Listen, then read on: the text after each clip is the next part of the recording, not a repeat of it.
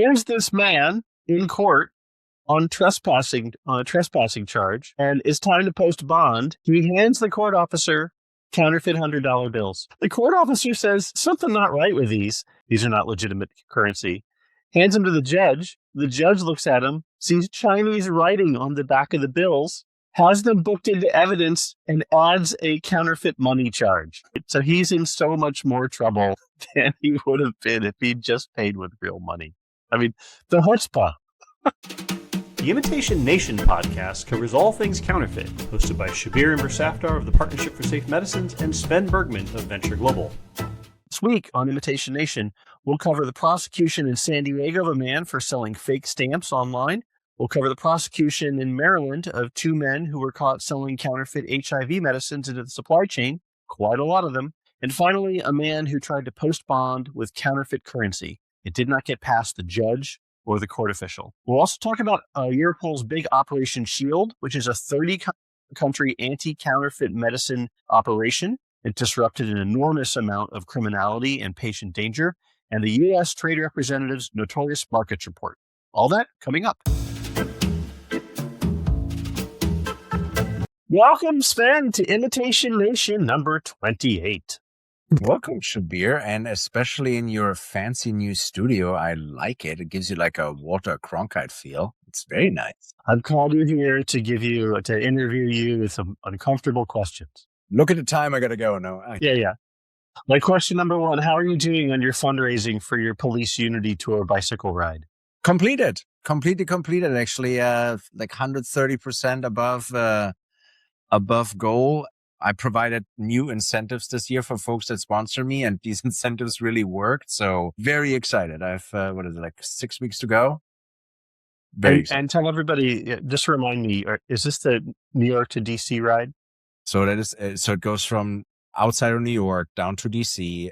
It is 300 miles to honor police officers that have given the ultimate sacrifice in the line of service. And I, again, ride for the police officers during 9/11 because I lived in New York on 9/11, as well as Ken Prorock from Moody County, South Dakota, in their honor. It's a wonderful ride. We start with like 900 riders or so in New York, pick up all the chapters as we go down to DC.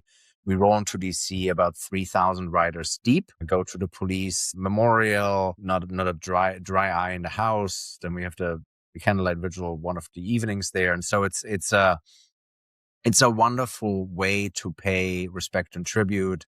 And we raise funds for victims' families and to raise awareness and provide programming for law enforcement officers so they don't die. And the positive news this year was the lowest count of police officers dying in a really long time, which came from, one of the biggest things is not wearing a seatbelt, which cops are notorious to not do, driving too fast, and a variety of things. So all of these avoidable deaths in the line of action are being avoided. And so that's it's one of my favorite events to go to. And thank you also, Shabbir, for supporting. I truly appreciate it. And everybody else who's listening, thank you for the support.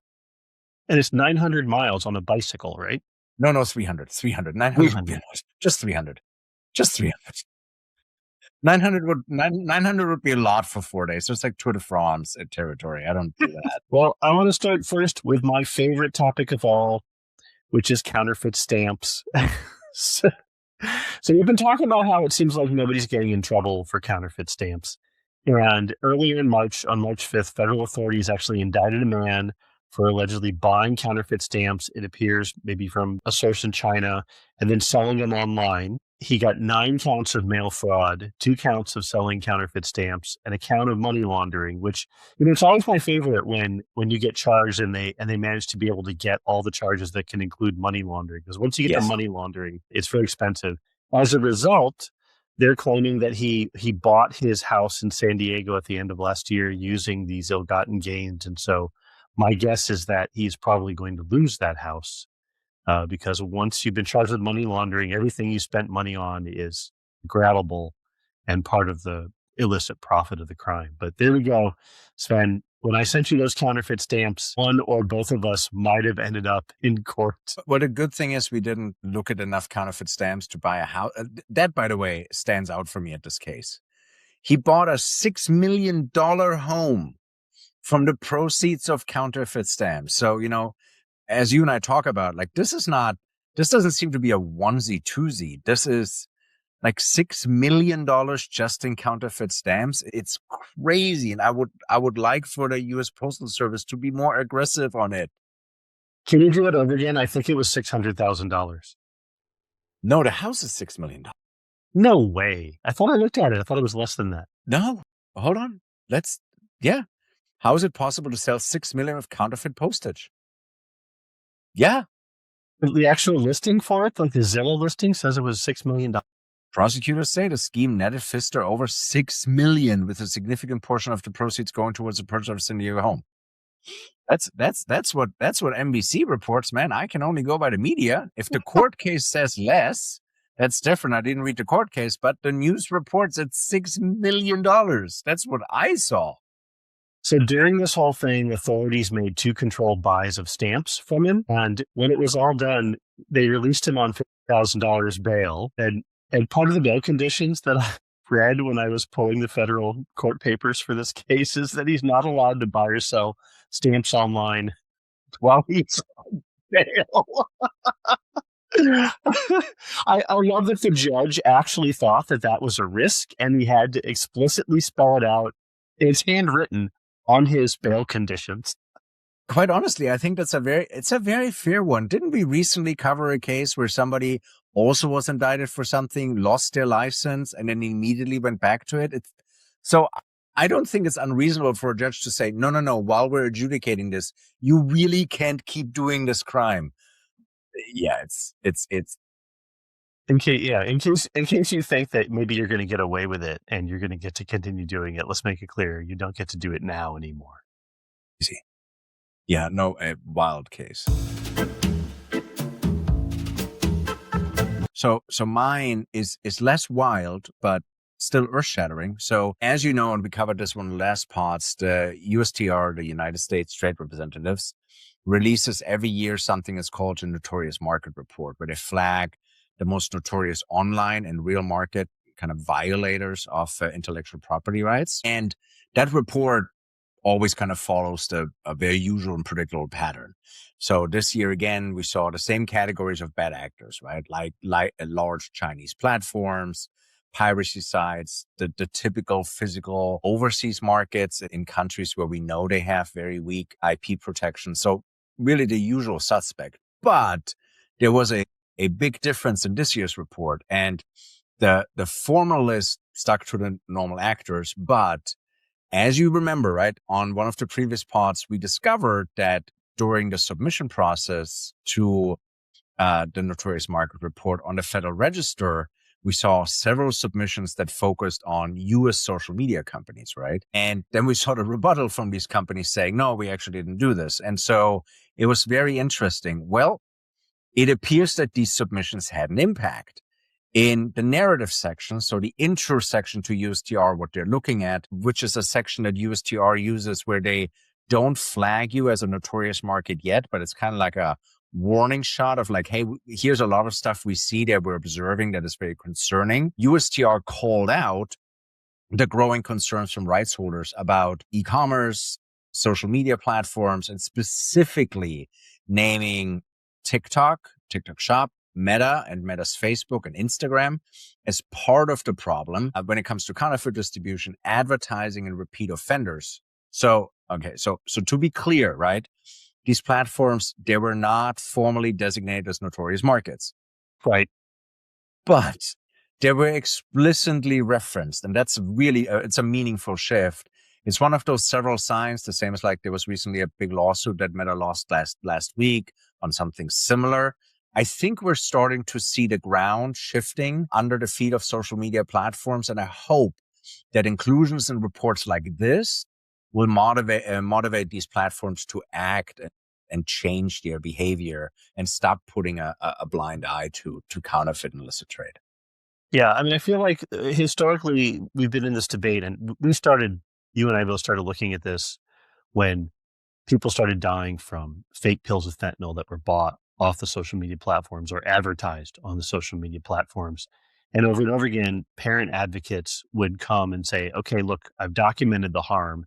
And the platforms would respond with, I have Section 230 immunity. So that's really sad, but that's not something you can hold me responsible for. And I think it's taken this long for various advocates to figure out, well, Section 230 immunity is not, you're not Superman. Like, the Meta lawsuit is about a product defect, basically, that a product that is addictive, that should not be. Here, USTR naming in the notorious market. There's no Section 230 defense for that, right? So the advocates are tired of listening to people say, platforms especially, you can't touch us because of Section 230, and finding things that you can touch them with. No, that litigation, that's separate from this USTR report, but that litigation it's kind of the tobacco playbook that was used to hold tobacco companies accountable, where they went away from you should know, and they're like, no, we actually have warnings on the pack. And they went like, okay, different. You created a faulty product. You knew it was faulty. You kept doing it. Same for Facebook. You created a faulty product. You know it's faulty and you kept selling it. So it's very different, which is interesting that this is starting to happen. And again, I just hope that they look at it and say, yes, I shouldn't be doing it this way. The same on like last week's pod when we talked to the folks in the Apparel Association, and they're like, yeah, there are reports where Facebook themselves says, yeah, we know we make 16 billion of counterfeit products being advertised, but that's okay. We're just going to bookmark 2 billion in fines. That trade-off has to stop, where companies just say, no, I'm not just doing it as profit-driven, really starting to look at what's the societal harm that you're causing by saying, oh, this is just okay. And just for the viewers, 230 was created in the nascent stage of the internet when Shabbir had Shabbir's blog where he wanted to write. And the big social media platform at the time was MySpace, right? So the Section 230 was written that the concern was, if I have MySpace and Shabbir puts on his video of whatever he did this weekend and puts a song of Pearl Jam under it, that now the rights holders for the music don't come after MySpace and take them out for copyright infringement for using not a licensed song. That's the legislative background where we're trying to protect kind of that freedom of speech. That was the idea back then. We're way past that. So it has to be reformed. Again, USTR hopefully is a measure where everybody just keeps pushing and saying, you have to reform these business practices because you sit at the nexus of a multi-$100 billion counterfeit marketplace. Yeah. Well, and as we learned from Jen, our good friend Jen from the Apparel Association last week, some of the platforms have been caught charging more for ads that are clearly violative for counterfeit products as somehow a method of deterrence that, oh, by the way, they just happen to make more money at while doing. It's like, it's not a deterrence if you're accepting the ad. It's just a cost of doing business. Or the one Walmart, the lawsuit we had before where Walmart was helping optimize the ads for the counterfeit. Like, no, don't do that. Like, it's just do better. Everybody's going to do better. Just want to wave my arm so everybody knows this is not a background. This is actually my office. All right. My other favorite topic, which is counterfeit money. I never understand. There's this man in court on a trespassing charge, and it's time to post bond, and it's a low enough charge that he's allowed to post his own bond. He hands the court officer counterfeit $100 bills. The court officer says something not right with these. Uses a counterfeit detector pen, which says these are not legitimate currency. Hands them to the judge. The judge looks at them, sees Chinese writing on the back of the bills, has them booked into evidence, and adds a counterfeit money charge, which is ostensibly, he's in state court, but it could be a federal charge, right? So he's in so much more trouble than he would have been if he'd just paid with real money. The chutzpah. This is one of those stories where I have a hard time to really have a comment. I know I often say, hey, keep in mind, criminals, they're not dumb. Sometimes criminals are dumb.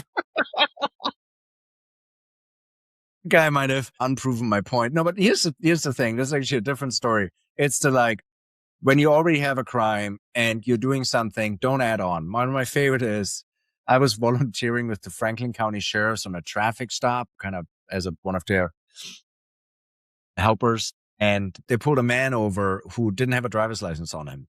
And officers, being nice, said, no problem. You can phone a friend. They can pick you up. Otherwise, we have to impound your car, right?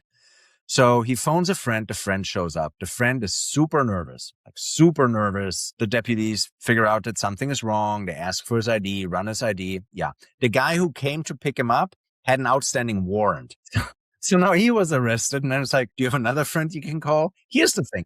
If you get called from somebody and they're like, hey, I'm getting held by Franklin County Sheriff, can you do something? And you have a warrant, the answer is, buddy, it's no me, call somebody else. The same, if you need to pay a bond and the only money you have is a counterfeit money, say, can I write you a check or call a friend that has actual money? The brazenness, it's just, and I love it because God knows how much charges that adds on, because I'm sure the state has a forgery law which can be applied. They could try to make a federal case out of it. It's just it adds months or years. I remember in Toronto, one of the counterfeit pill makers, because there was a big oxy ring, multiple oxy rings that all were like using the same techniques, had in the trunk of their car a pill press and molds, and went joyriding, street racing around the city, and got pulled over. The police officer opens the truck. What do you want here? My traffic stop turned into a narcotics charge. You just made my afternoon.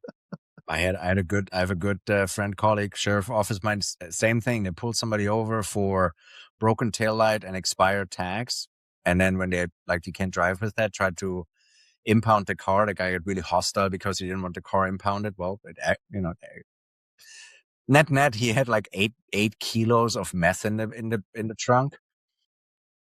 Listen, if you're moving meth around, have an active registration, correct taillight. Again, we're not telling people how to do crimes here, but this goes like, not all criminals are smart. And this one is, and didn't you say he said to the judge, like, keep the change because yes. It was like $4.50. It's like $500, keep change. Yeah. Boy. I mean, I think all criminals need a compliance department. I think that's just the. All right. On to more serious things and actual criminals that are good at their job. More effective. Europol just put out the results of Operation Shield 6, and the numbers are staggering. So they do it every year. This time it was 30 countries they pulled in. They prosecuted over 3,000 individuals. They seized over 33 million euros worth of illicit medicines, doping substances, medical devices, food supplements. That included 31 million counterfeit pills. Europol, as part of that, also opened 907 investigations.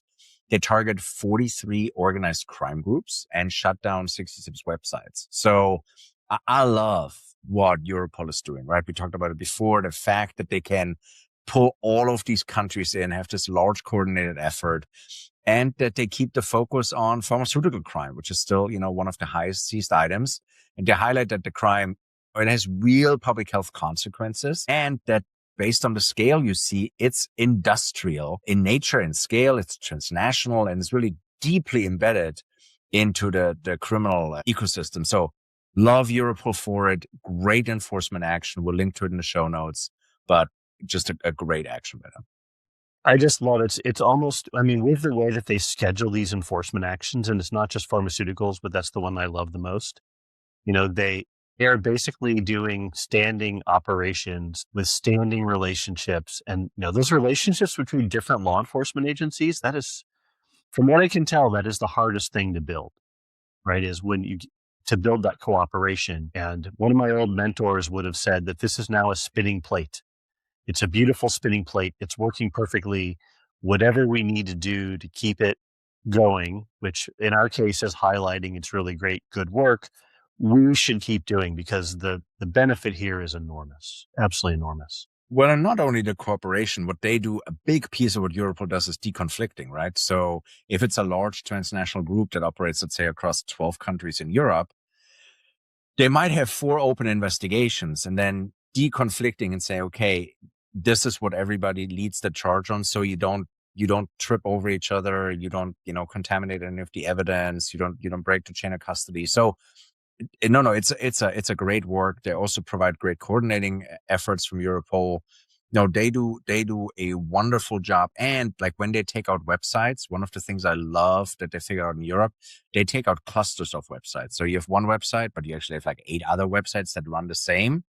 They're doing in a way where like we're taking all 10 out. So it's less of the whack-a-mole.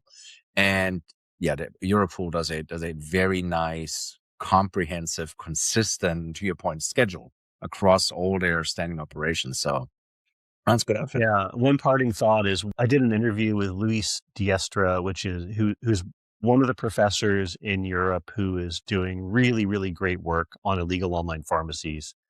And that's specifically what he found. He said, these criminals operate fleets of online pharmacies, several of them dark. And if you take out an active one, they just copy the customer lists to the other ones and make them live.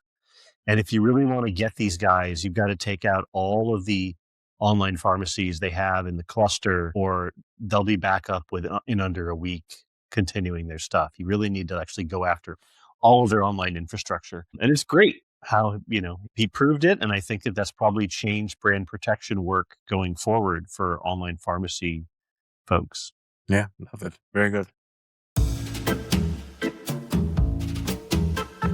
So the biggest case that I've been waiting for in counterfeit drug stories has been the final trial of 2 men, brothers, Charles and Patrick Boyd. They were sentenced to 18 and 20 years respectively for their scheme to put counterfeit and diverted HIV meds back into the legitimate drug supply chain, selling them to licensed pharmacies. These were not guys who were selling them online, through TikTok. They were selling to licensed pharmacies. And that included forging the track and trace paperwork that showed the history of ownership from the factory floor to them. And we at the Safe Medicines are putting online some of the exhibits from that case because it went to trial. And they're really, really damning, right? The compliance officer spends months, if not years, trying to explain that this is not okay. You can't buy drugs from a pharmacy when their license was surrendered and the pharmacy closed months ago. You need paperwork. And then I have many favorites from this story. One of them is that one of the people they were buying from was named King Kimchi. And in a deposition, one of the boys is asked directly, did you actually think his real name was King Kimchi, or were you buying HIV medicine from somebody who was using an alias? And he's like, no, I thought that was his real name. So this is one of many cases built by Gilead and its outside counsel, Patterson Belknap, which was built first from a civil suit. It's a Lanham Act suit, which you are very familiar with, where the company said, look, this is trademark infringement. They went in and executed a seizure order in the warehouse at the Boyd's business called Safe Chain, which was a licensed wholesale drug distributor, and proceeded to seize a lot of product and seize the email servers and all the documentation that was ultimately used to pull a civil judgment that, if it didn't bankrupt them, probably should have, because there was so much violative conduct there that it was very expensive. And then the Department of Justice turned around and took all the evidence created from that and built a criminal case, which just wound up. I just got the notice today that they're appealing it. But the driver of this was the wire fraud charge. Yeah. PSM, our managing editor, Eva, and I looked through every count, and you can look on our website at the blog post. We went through every single count. What was the recommended sentence, and then what was the sentence that they got? And counterfeiting charges, if you don't know, are like 3 to 5 year charges. I mean, it sounds crazy that if you fake an HIV medicine and sell it to pharmacies or people, that you only get 3 to 5 years when you are condemning them to death. But that's the charge. However, all that documentation, I'm guessing, resulted in the wire fraud charge. There was endless emails showing that they were very, very guilty of it. And they made a lot of money. And so the wire fraud charge, the penalty escalation for that, if you make between 65, 120 or $150 million, is 24 levels of increased penalty. Yeah, it was a lot. That's a And so lot. that wire fraud charge actually drove their long, long jail term. They'll be done serving time for the counterfeiting charges in 3 to 5 years, but they will be serving that wire fraud charge for a long time. Yeah, no, it's wonderful to see that. And just to remind folks that are not as much steeped in it as we are, how big this was, right? So what was proven, because at this point in time, you could say it's proven, they sold over 85,000 counterfeit bottles of counterfeit medicine, or bottles that might be legit but reused, and then counterfeit bottles of secondhand HIV medicine worth $250 million. Like massive. Again, this was not a small mom and pop that went across the nation. And so I love that they were being hit with this. I applaud everybody involved. I applaud Gilead for having the resiliency to build the case, right? Put the resources there, because that's always a hard thing for the brand protection departments to justify. Now, in this case, this actually most likely will be allowing them to recoup costs, which is fantastic. And then for the DOJ to take that and saying, great, let's turn that into a criminal, and then really finding every violation. And to your point, money laundering and wire fraud are great ones to add. They're also easy to prove. If you use a computer and you cross state lines and you use a computer to move money, those are the two charges that very easily get added. So, and yet 24 level escalation is a bit rough. I mean, So yeah. they will probably in their appeal go towards lowering the escalation. I don't think they can get out of the verdict, but they will probably try to lower the escalations down to something more manageable, not 20 years. That would be my guess if I'm the defendant. But no, great case. And it moved actually pretty rapidly, right? It was like less than a year between arrest and conviction, ballpark. I mean, it helps a lot when a good actor in the world like Gilead spends millions of dollars uncovering your scheme, documenting it, and then bringing it all through civil court, civil litigation, so that there's a lot of handy facts for your criminal prosecution. I think it was a gamble. I'm sure. I mean, I'm sure a lot of people went to their convictions and to their management at the pharmaceutical company and said, "Look, people are getting hurt by this. We absolutely can't allow this to continue." And as you point out, at 240 million, it's the largest counterfeiting case I've ever observed. Yes, in the time I've worked on this. It's larger than the Canada medicines from like the 2000s. That was like 85 million. So yeah, 250 that's very sizable. And 250 It's a new record. Yeah, no, it's a very sad new record, but it's a record. All right, to kind of finish this out, I'm going to add good news to the good news you just shared. And it goes back to your favorite topic, counterfeit stamps. So as you mentioned at the top of the show, counterfeit stamps are, they're not really just a US problem. They're really starting to be a global problem. When you kind of do the news search, you see that counterfeit stamps are reported across the globe, Europe, and even Australia. Well, now the Australia Post has been taking action. So the Australia Post just rolled out a new tool to detect counterfeit postage stamps. They announced that they're using a digital scanning tool that can quickly verify whether a stamp is genuine or not as it moves through the high-speed sorting machines. And while the Australia Post does not reveal the exact methodology, my assumption is that it's most likely some form of a covert tagging feature, which can quickly be read. And that's really smart because A, it's hard to fake because you don't know where the tagging is and what it is. It's also relatively cheap to do. And so I love that that's one of the first public ones I've seen postal services do. I would strongly encourage the US Postal Service to do a very similar process really soon, because as we have seen on the previous report of millions potentially being done by counterfeit stamps, seems to be something you might want to really protect. So I love that Australia is doing this. Everybody's trying to fight with smart tech, sometimes smart criminals or sometimes not so smart criminals, but way to go, Australia. I did have a staffer once who said to me when I pointed out that someone was going to add an anti-counterfeiting feature to their packaging, she said, "You build a better mousetrap, you're going to get a smarter mouse." That's absolutely true. But the impunity with which anyone who can create an adhesive-backed stamp today is ripping off the U.S. Postal Service and the American taxpayer is too broad. It's too easy. If we can get rid of all those lazy criminals and only get the criminals willing to overtly put in a taggant into their fake stamps, I will take that. We'll just play the cat and mouse game. We're just not playing the game at all right now, and that makes me sad. Me too. So U.S. Postal inspectors and U.S. Postal, if you're listening, please put a tag in there. We gladly talk to you of what we think should happen. We'll cheerlead it. You do it, we'll cheerlead it, I promise. That's right. We'll cheerlead, we help, we'll advise you gladly on what to do. So cool. All right, Shabbir. With that, I thank you. Thank you. Awesome new studio once again. Thanks. And with that, Shabbir, read us out. The Imitation Nation podcast is a production of Cause Stories and is the sole owner of this production. All statements are their own and not the opinions of their employers. Podcast management by Sarah Imber Safdar. Theme music written by Jonathan Boyle.